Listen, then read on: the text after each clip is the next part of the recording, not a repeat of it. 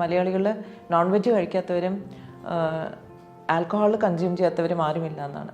നമുക്ക് കോമൺ ആയിട്ട് അറിയാവുന്നൊരു fat liver എന്ന് പറഞ്ഞാൽ സാധാരണ മദ്യം കഴിക്കുന്നവർക്ക് വരുന്ന ഒരു ഫാറ്റ് ലിവറിനെ കുറിച്ചാണ് ഇത്രയും നാളും വളരെ എല്ലാവരും അറിഞ്ഞിരുന്നത്. പക്ഷേ ഇപ്പം there is very very common non alcoholic fat liver disease. എന്താണ് ഈ non alcoholic fat liver disease? ചെറുതായിട്ടൊരു ഫാറ്റ് ലിവറിൽ തുടങ്ങി ഇത് ക്യാൻസർ വരെ എത്താൻ സാധ്യതയുള്ളൊരു സിറ്റുവേഷനാണ്. ഹലോ ഫ്രണ്ട്സ്, ഞാൻ ഡോക്ടർ തൃഷ്ണ, സമത്വം വെൽനസിൻ്റെ മെഡിക്കൽ ഡയറക്ടറും ചീഫ് ഫിസിഷ്യനുമാണ് ട്രിവാൻഡ്രം. നമ്മുടെ മലയാളികളുടെ ഒരു പ്രത്യേകത, ഞങ്ങൾ കോളേജിൽ പഠിക്കുമ്പോഴത്തേക്ക് എല്ലാവരും പറയുന്നത് വെച്ചാൽ മലയാളികൾ നോൺ വെജ് കഴിക്കാത്തവരും ആൽക്കഹോൾ കൺസ്യൂം ചെയ്യാത്തവരും ആരുമില്ല എന്നാണ്. ശരിയാണ്. ഐ തിങ്ക് ബഹുഭൂരിപക്ഷം മലയാളികളും they drink and they find it very enjoyable also. ഇപ്പോൾ ഏതൊരു ഫെസ്റ്റിവൽ വന്നാലും I think it's an integral part of celebration. പക്ഷേ ഇതിൽ നമുക്ക് കോമൺ ആയിട്ട് അറിയാവുന്നൊരു ഫാറ്റ് ലിവർ എന്ന് പറഞ്ഞാൽ സാധാരണ മദ്യം കഴിക്കുന്നവർക്ക് വരുന്ന ഒരു ഫാറ്റ് ലിവറിനെ കുറിച്ചാണ് ഇത്രയും നാളും വളരെ എല്ലാവരും അറിഞ്ഞിരുന്നത്. പക്ഷേ ഇപ്പം there is very very common non alcoholic fat liver disease. എന്താണ് ഈ non alcoholic fat liver disease?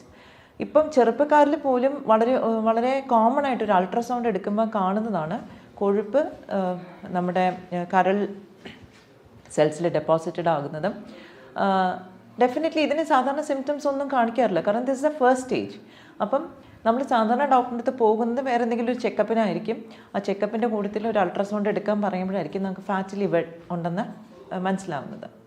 അപ്പം what is actually fat liver, അല്ലെങ്കിൽ നോൺ ആൽക്കഹോളിക് ഫാറ്റ് ലിവറിനോ അല്ലെങ്കിൽ സ്റ്റിയറ്റോ ഹെപ്പറ്റോസിസ് എന്നൊക്കെ പറയുന്ന കണ്ടീഷൻ. സാധാരണഗതിയിൽ നമ്മൾ കഴിക്കുന്ന ഭക്ഷണം ഡൈജസ്റ്റ് ചെയ്ത് കഴിഞ്ഞാൽ ഇറ്റ് ഗെറ്റ്സ് അബ്സോർബ്ഡ്. നമ്മുടെ സ്മോൾ ഇൻറ്റസ്റ്റൈനിൽ ഇത് ന്യൂട്രിയൻസ് എല്ലാം അബ്സോർബ് ചെയ്ത് പോർട്ടൽ വെയിനിൽ കൂടെ ഇത് ലിവറിലേക്ക് പോകുന്നു. ലിവറാണ് ഇതിനെ എങ്ങനെ പ്രോസസ്സ് ചെയ്യണോ, അത് സ്റ്റോർ ചെയ്യണോ, അത് യൂട്ടിലൈസ് ചെയ്യണോ, എന്താണ് ചെയ്യേണ്ടതെന്ന് പല ഫങ്ഷൻസും തീരുമാനിക്കുന്നത് ലിവറാണ്.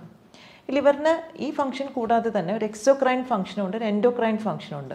എക്സോക്രൈൻ എന്ന് പറഞ്ഞാൽ സെക്രീഷൻസ് കൊണ്ടുവരും, അതായത് ബൈൽ സെക്രീഷൻ ലിവറിൻ്റെ ഒരു എക്സോക്രൈൻ ഫംഗ്ഷനാണ്. ഈ ബൈൽ സെക്രീഷൻ അനുസരിച്ചിട്ടായിരിക്കും നമ്മുടെ ഫാറ്റിന്, അതായത് നമ്മൾ കഴിക്കുന്ന കൊഴുപ്പിന് ബ്രേക്ക് ഡൗൺ ചെയ്യുന്ന ഒരു പ്രോസസ്സാണ് ഈ ബൈൽ സോൾട്സ് ചെയ്യുന്നത്. ഇത് കൂടാണ്ട് എൻഡോക്രൈൻ ഫംഗ്ഷനുണ്ട്. ലിവറിൽ നിന്ന് തന്നെ കുറച്ച് ഹോർമോൺസ് സെക്രീറ്റ് ചെയ്യുന്നു, again which helps in A lot of metabolic activities in the body. പക്ഷേ ഇതുകൂടാതെ തന്നെ എനിക്ക് തോന്നുന്നു വളരെ പോപ്പുലറായിട്ടുള്ള മലയാളം സോങ്സ് ഒക്കെ നമ്മൾ കേട്ടിട്ടുണ്ടായിരിക്കും. കരളെ എന്നൊക്കെ ആയിരിക്കും പറയുന്നത്.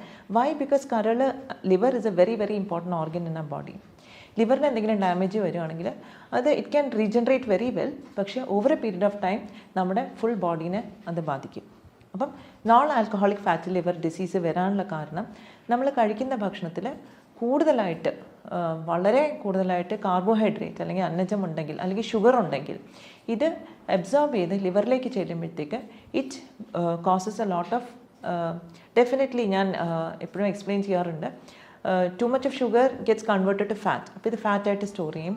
എസ്പെഷ്യലി നമ്മുടെ ലിവർ സെൽസിനകത്ത് ഇത് ഒരു എൻഡോപ്ലാസ്മിക് റെറ്റിക്കുലം, ലിവറിൻ്റെ ഒരു ഭാഗത്തിനകത്ത് ഇത് സ്റ്റോർ ചെയ്ത് കഴിഞ്ഞാൽ ഇത് അവിടെ കുറച്ച് സ്ട്രെയിൻ ഉണ്ടാക്കും. കാരണം ഇത്രയും കൊഴുപ്പ് സ്റ്റോർ ചെയ്യാനുള്ളൊരു കപ്പാസിറ്റി ലിവർ സെൽസിന് ഇല്ല നോർമലി. അപ്പം നാച്ചുറലി അതൊരു ഇൻഫ്ലമേറ്ററി പ്രോസസ്സിലേക്ക് പോകുന്നു, ഇതിനെ ബോഡി റെസിസ്റ്റ് ചെയ്യാൻ തുടങ്ങുന്നു. അപ്പം അതൊരു ഹെപ്പറ്റൈറ്റിസിലേക്ക് പോകുന്നു, ഇൻഫ്ലമേറ്ററി കണ്ടീഷൻ. ആൻഡ് ഈ ലോങ് ടേം ഹെപ്പറ്റൈറ്റിസ്, കുറേ കാലം ഹെപ്പറ്റൈറ്റിസ് അല്ലെങ്കിൽ ഇൻഫ്ലമേഷൻ നിൽക്കുന്ന ഏതൊരു ശരീരത്തിൻ്റെ ഭാഗത്തും it can lead to cancer eventually. അപ്പം ചെറുതായിട്ടൊരു ഫാറ്റ് ലിവറിൽ തുടങ്ങി ഇത് ക്യാൻസർ വരെ എത്താൻ സാധ്യതയുള്ളൊരു സിറ്റുവേഷനാണ്. അതുകൊണ്ട് തന്നെ നമ്മൾ ഇത് ഡെഫിനറ്റായിട്ടും അഡ്രസ്സ് ചെയ്യണം. ഫാറ്റ് ലിവറിൽ നമ്മൾ ഏറ്റവും ഇമ്പോർട്ടൻസ് കൊടുക്കുന്നത് ഡെഫിനറ്റ്ലി നമ്മുടെ ഡയറ്റിന് തന്നെയാണ്. കാരണം ഡയറ്ററി ഇൻ്റർവെൻഷനാണ് ഇതിൽ ഏറ്റവും പ്രധാനം. സ്റ്റാർട്ടിങ് വിത്ത് നമ്മൾ കഴിക്കുന്ന ഭക്ഷണത്തിലെ കാർബോഹൈഡ്രേറ്റിൻ്റെ ക്വാണ്ടിറ്റി കുറയ്ക്കുക. അപ്പോൾ 3 നേരം അരിയാഹാരം കഴിക്കുന്നവരെ definitely you have to stop all that and switch to a healthy diet plan. അവിടെ എന്തായിരിക്കും നമ്മൾ ഫോക്കസ് ചെയ്യുന്നുണ്ടാവുക? അറ്റ്ലീസ്റ്റ് ആദ്യത്തെ 1 മാസമെങ്കിലും നമ്മൾ അന്നജം വളരെ മിനിമൈസ് ചെയ്തിട്ട് വെജിറ്റബിൾസ് ടേസ്റ്റ് ഇല്ലാതൊന്നും കഴിക്കേണ്ട, നമുക്ക് കുറച്ച് ഗീയോ ബട്ടറൊക്കെ ഇട്ടിട്ട് കഴിക്കാം. Plus some nuts and some fruits. ഇതായിരിക്കണം നമ്മുടെ മെയിൻ ആയിട്ടുള്ള ഫുഡ്. നോൺ വെജ് കഴിക്കാമെന്ന് ചോദിച്ചാൽ കഴിക്കാം. റെഡ് മീറ്റ് നമുക്ക് കംപ്ലീറ്റ് ആയിട്ട് ഒഴിവാക്കണം. വൈറ്റ് മീറ്റ് കുറച്ചൊക്കെ നമുക്ക് കഴിക്കാം. ഡെഫിനറ്റ്ലി എഗ്ഗും നമുക്ക് കൺസ്യൂം ചെയ്യാൻ സാധിക്കും. പക്ഷേ ഇതിനെല്ലാത്തിനും ഉപരി നമ്മൾ ഫസ്റ്റ് സ്റ്റാർട്ടിങ് വിത്ത് ലിവർ ക്ലെൻസാണ് ഏറ്റവും നല്ലത്. അപ്പോൾ ഈ NAFLD പോലത്തുള്ള കണ്ടീഷന് നമുക്ക് ഫാസ്റ്റിംഗ് വളരെ ഇഫക്റ്റീവായിട്ടുള്ളൊരു ട്രീറ്റ്മെൻറ്റാണ്. കാരണം ഫാസ്റ്റ് ചെയ്യുന്ന സമയത്ത് കുറേ ക്ലെൻസിങ്, ലിവറിൻ്റെ ക്ലെൻസിങ് നടക്കുന്നു. കാരണം നമ്മൾ മാക്രോ ന്യൂട്രിയൻസ്, കാർബോഹൈഡ്രേറ്റോ ഫാറ്റോ പ്രോട്ടീനോ നമ്മൾ ഭക്ഷണത്തിൽ കൊടുക്കുന്നില്ല. അതുകൊണ്ട് തന്നെ ഇതിനെ പ്രോസസ്സ് ചെയ്യേണ്ട ഒരു ജോലി ലിവറിനില്ല. ലിവറിന് ആവശ്യത്തിന് റെസ്റ്റ് കിട്ടുന്നു.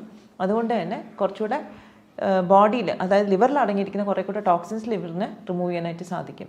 അപ്പോൾ ലിവറിനെ ക്ലെൻസ് ചെയ്യാനായിട്ട് വളരെ ഇഫക്റ്റീവായിട്ടുള്ള ഒരു നിങ്ങൾക്ക് എല്ലാവർക്കും അറിയാവുന്ന ഒരു ഹേർബാണ് കീഴാർനെല്ലി.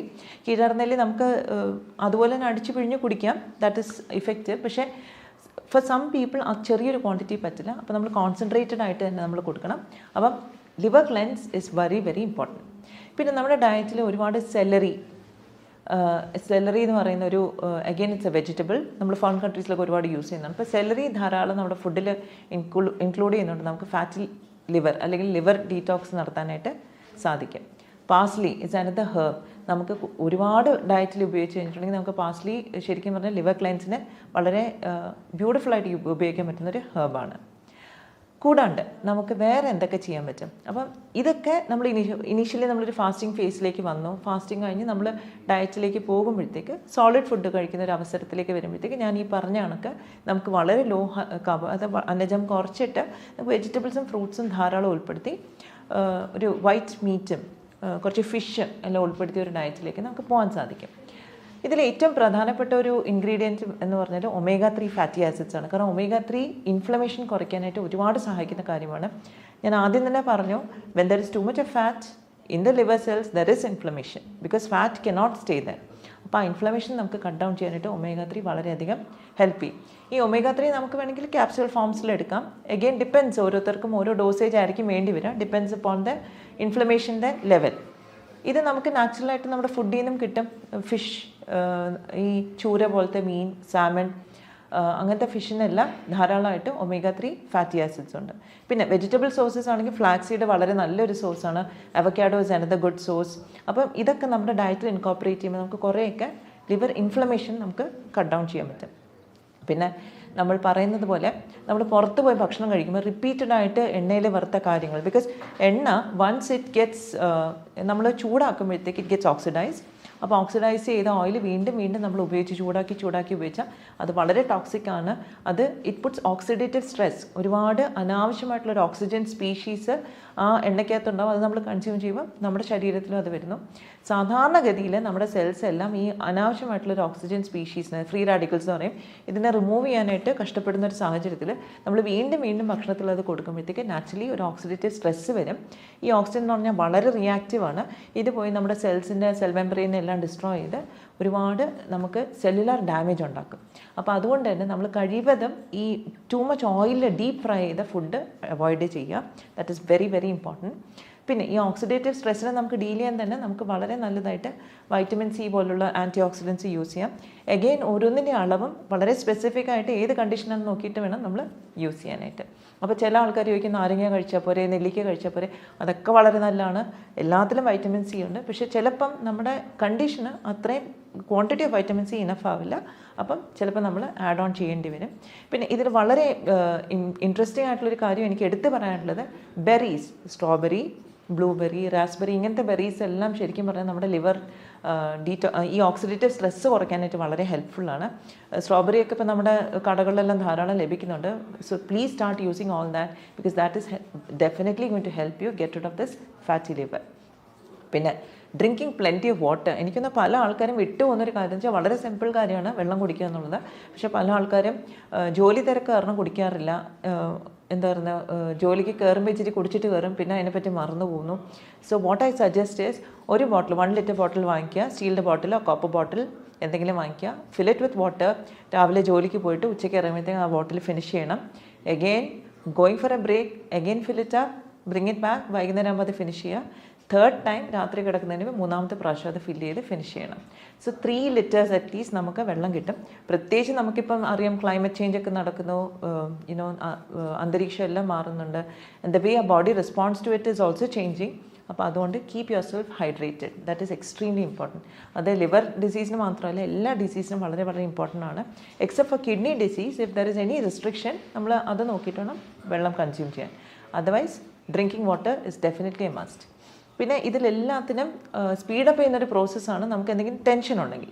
അപ്പം എന്തൊരു അസുഖം നമ്മുടെ ശരീരത്തിലുണ്ടെങ്കിലും ടെൻഷൻ ഉണ്ടെങ്കിൽ അത് എഗ്രവേറ്റഡ് ആവും. അപ്പം നമ്മുടെ സ്ട്രെസ്സും ടെൻഷനും നമ്മൾ മാനേജ് ചെയ്യണം.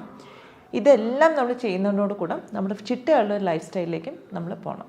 സോ ടൈമിംഗ് വെച്ച് ഫുഡ് കഴിക്കാം, ടൈമിൽ ഉറങ്ങുക is also very very important. ഇതെല്ലാം ഹെൽപ്ഫുള്ളായിരിക്കും. സോ ഇതിൽ ഇനിയും കൂടുതൽ എന്തെങ്കിലും സംശയം ഉണ്ടെങ്കിൽ do contact us. We are always there for you to sort out your doubts. Thank you very much.